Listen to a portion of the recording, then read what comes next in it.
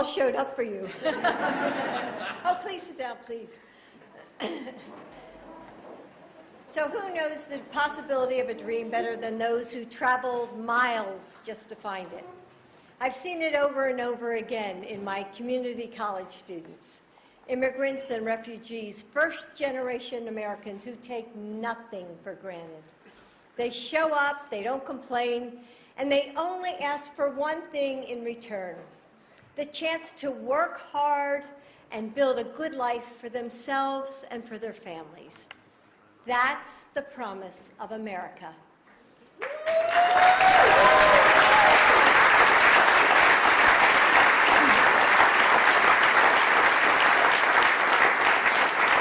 That's the promise that drew Joe's and my ancestors to the United States. That we are a nation defined not by language or ethnicity, by race or religion. That America is and always has been defined by us, we the people. So today I want to tell you an American story. You came to this country over a decade ago to work, to study, to find a future. You made a plan, and then you fell in love. So you built a life, a home, one filled with big smiles on little faces, with laughter and skinned knees, with PTA meetings and soccer practice. You go to the school of your dreams and start a business and tutor kids in math after school. And all you want is to give your child all the possibility of the world. But hanging over you is a shadow, a missing piece of paper, the possibility that your family may not be able to stay together. It's a story that too many families all across the country live every day. Since Joe took office, we've heard from those mothers and daughters, those fathers and sons, about the agony of that shadow. So Joe is doing what he always does, leading the way with compassion and experience.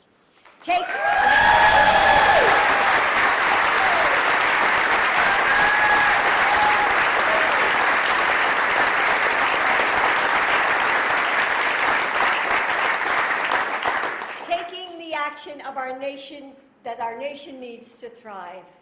Today, Joe is helping our country continue reaching for the dream of America. With our different backgrounds and beliefs, each of us makes our nation and remakes it, in big ways and small ones. We are millions of individuals that add up to something so much bigger than any one of us.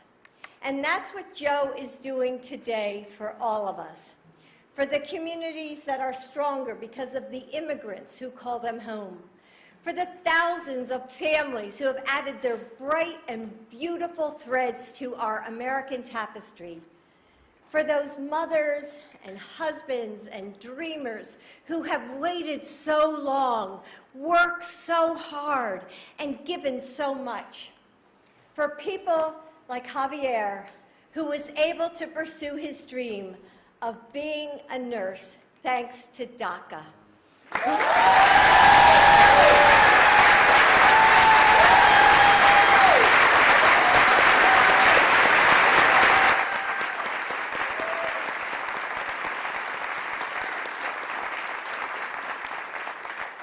Who saves lives every day, whose family needs him, and who shouldn't have to live in fear.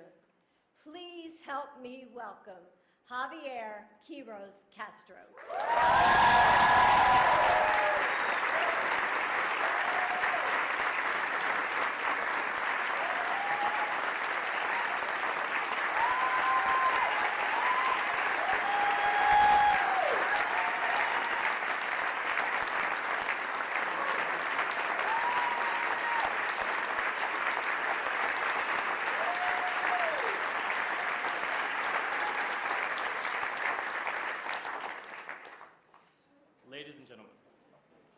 My name is Javier Quiroz Castro. My resilient parents brought me to this country to give me a chance at a better future. when I was just 3 years old. I am a dreamer. Growing up undocumented was not easy. Like thousands of other immigrants, my parents endured hard labor in order to provide for the family. They are a symbol of the American dream, and they helped me with my dream, which was higher education. Now I have a beautiful wife, Haley,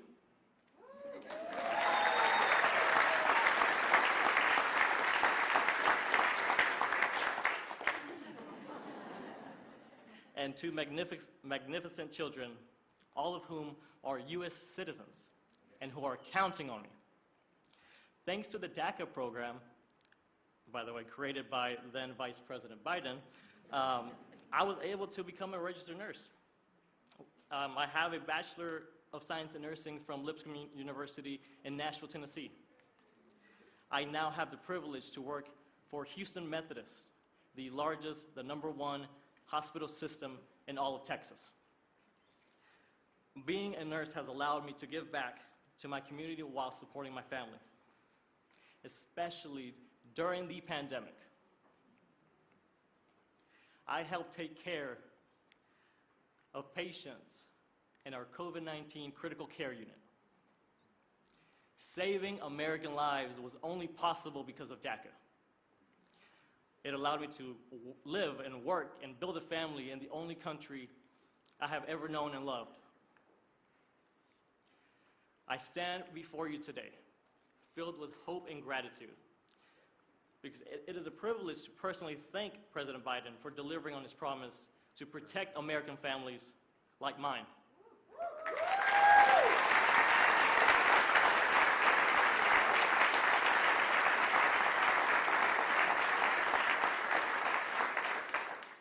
His actions today will prevent hundreds of thousands of families like mine across America from being torn apart, allowing us to continue to contribute to our communities and build a brighter, bigger future for our children. It is now my great honor to introduce the President of the United States, Joe Biden.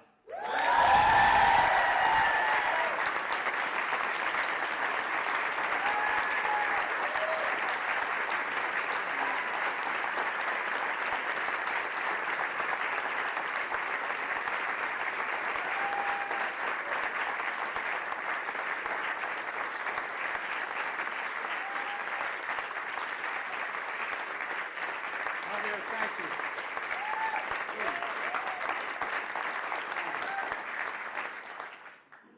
Today's a good day.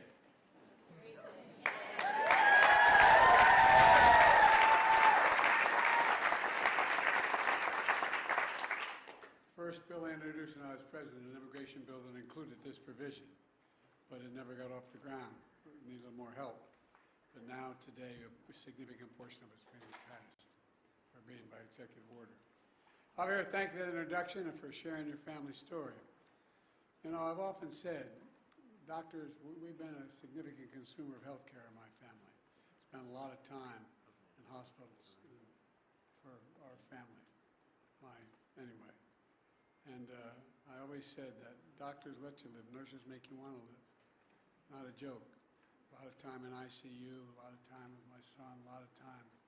And, you know, if there's any angels in heaven, they're all nurses, men and women, not a joke.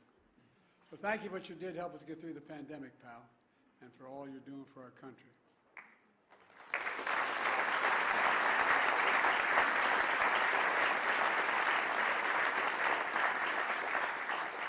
My name is Joe Biden. I'm Jill Biden's husband. Thanks to all the members of Congress and Homeland Security Secretary. I'm not sure I'm going to introduce you all the way. But all kidding aside, Secretary Mayorkas, as well as Secretary Becerra and advocates and families for law enforcement, faith leaders, everybody who's here. 2 weeks ago, I did what Republicans in Congress refused to do. I took action to secure our border. That included restricting unlawful crossings at our southern border, making decisions on asylum more quickly, and so much more. And so far it's working.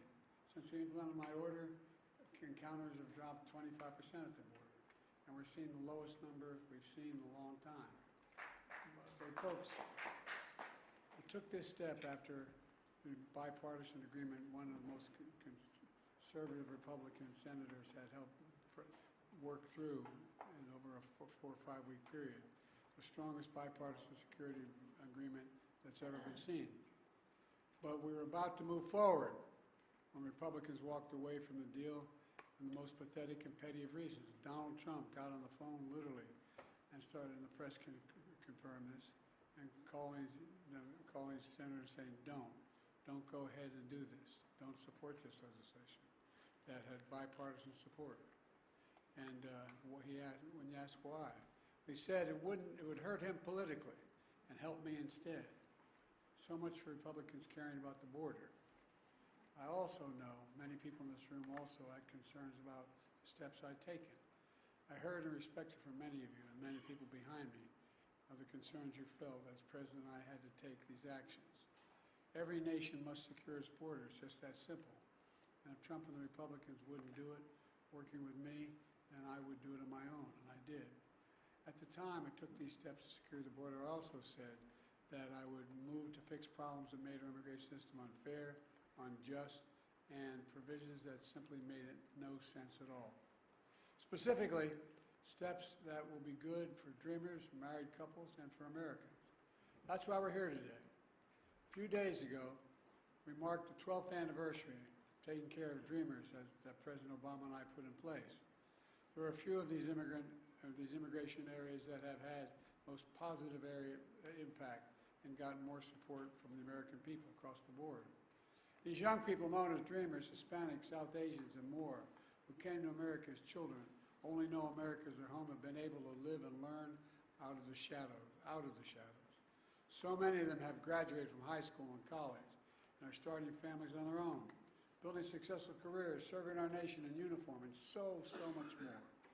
We're a much better and stronger nation because of dreamers like Javier, who just introduced me. So today I'm announcing new measures to clarify and speed up work visas to help people, including dreamers, who have graduated from U.S. colleges and universities, landed jobs in high-demand, high-skilled professions that we need to have grow to see our economy grow. It's the right thing to do.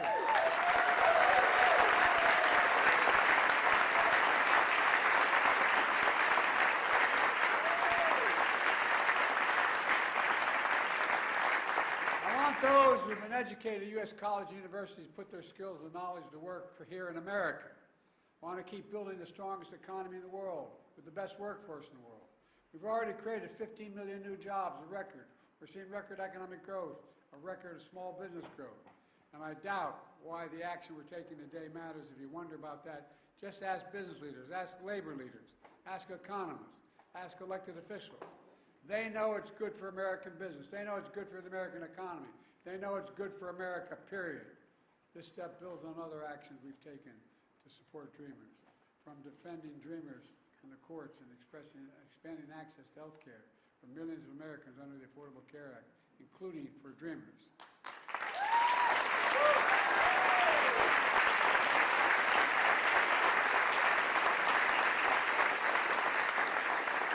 Second action I'm announcing today was about keeping families together. My dad used to have an expression. He said, Joey, family is about the beginning, middle, and the end. About keeping couples together who are married, where one spouse is a U.S. citizen, the other is undocumented. They've been living in the United States for at least 10 years. These couples have been raising families, sending their kids to church and school, paying taxes, contributing to our country for 10 years or more. Matter of fact, the average time they've spent here is 23 years, people were affected today. But living in the United States all this time, with fear and uncertainty. We can fix that, and that's what I'm going to do today. Fix it.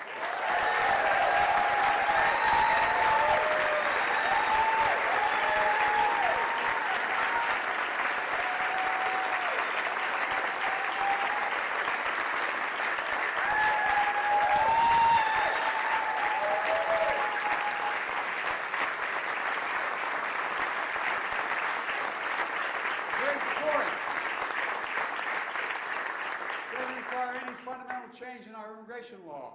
There's already a system in place for people we're talking about today. But the process is cumbersome, risky, and separates families. Under the current process, undocumented spouses of U.S. citizens must go back to their home country, for example, Mexico, for example, to fill out paperwork and obtain long-term legal status. They have to leave their families in America with no assurance that they'll be allowed back in the United States. So they stay in America, but in the shadows, living in constant fear of deportation without the ability to legally work. All this, even though under the law today, they are eligible for long-term legal status. Today I'm announcing a common-sense fix to streamline the process for obtaining legal status for immigrants married to American citizens who lived here for a long time. For those wives or husbands and their children who have lived in America for a decade or more but are undocumented, this action will allow them to file paperwork for legal status in the United States, allow them to work while they remain with their families in the United States. Let's be clear, this action still requires undocumented spouses to file all required legal paperwork to remain in the United States. It requires them to pass a criminal background check, and it doesn't apply to anyone trying to come here today. It only applies, this action is a better way. It doesn't tear families apart while requiring every undocumented spouse to fulfill their obligations under the law. Look, the action I'm announcing today will go into effect later this summer.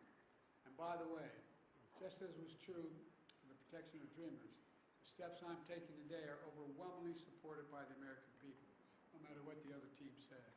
In fact, polls show over 70% of Americans support this effort to keep families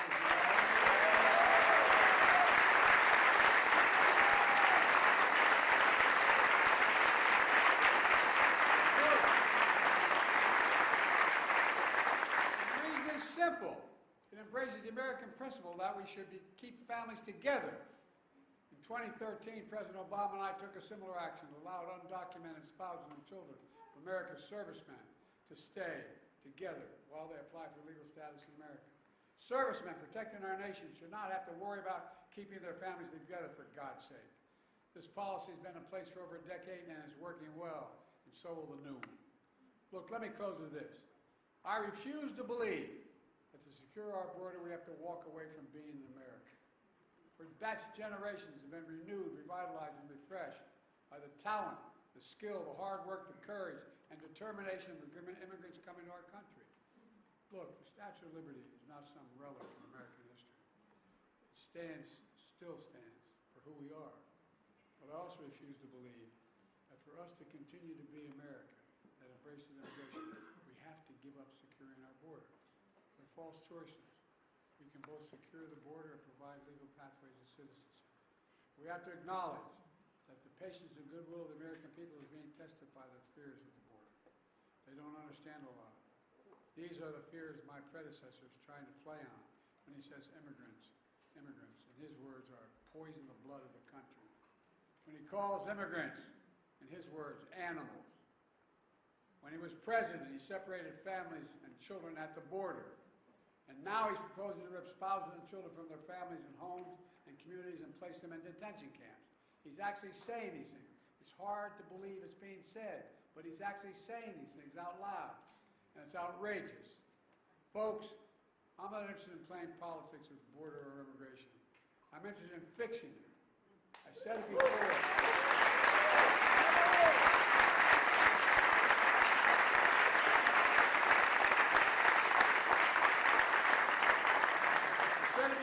And I'll say it again today. I will work with anyone to solve these problems. That's my responsibility as president. That's our responsibility as Americans. Because the simple truth is, there's not a single damn thing we can't do if we put our minds to it. We've got to remember who in the hell we are. We're the United States of America. And nothing is done like that.